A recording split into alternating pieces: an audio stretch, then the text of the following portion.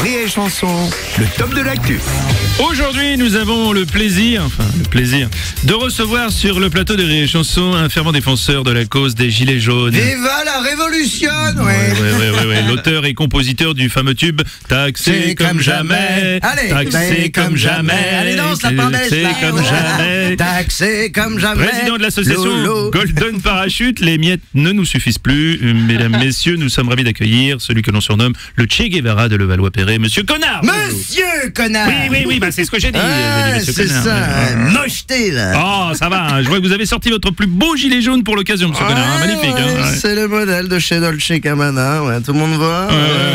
En fibre de poil de cul de perdreau. Collection automne-hiver, un modèle unique. Je me suis dit, quitte à faire la révolution, autant rester chic. Oui, bien sûr. Le 17 novembre dernier, c'était les 1 an du mouvement des Gilets jaunes. Vous êtes déjà allé à une manifestation Gilets jaunes, Monsieur Connard? Non, je dois vous avouer que la lacrymogène mérite un peu les porcs. Hein. Non, je préfère donc manifester sur mon balcon avec un cigare et du champagne. J'ai toujours aimé regarder les gens souffrir. Car vous savez, les Français en ont marre que leur anus soit traité comme une porte de saloon, monsieur Pujadas. Ouais, les Français en ont assez d'être considérés comme de vilains casseurs complotistes, persuadés que le Père Noël est un gitan qui vit à Buenos Aires avec Hitler et Jacques Chirac. Les Français ne sont pas dupes.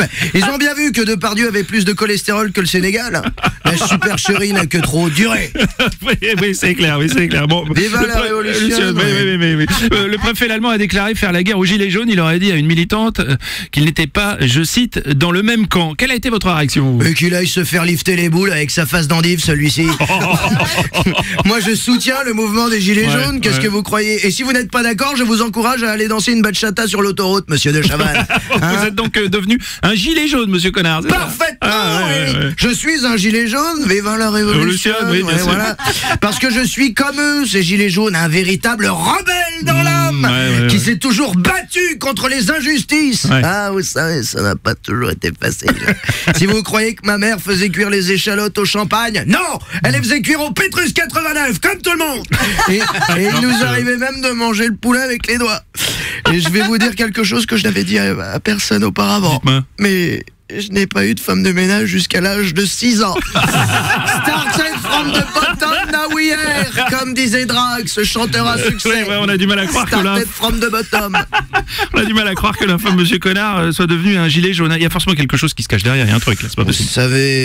Vous savez, quand la vie coûte un bras et que certains sont prêts à y mettre un œil, c'est qu'il faut commencer à se méfier. Monsieur de la housse. Arrête de te moquer, la pardèche. Bon. Le peuple se réveille et il n'est pas content. Alors je préférais du bon côté du manche, voilà. Donc vous êtes prêt à partager votre argent, Monsieur Connard, pour aider la cause des Gilets jaunes, c'est ça? Oui, exactement, mais je dois partir. Je dois acheter des cotons-tiges. C'est important, je reviens dans 2-3 jours. Gardez ma place.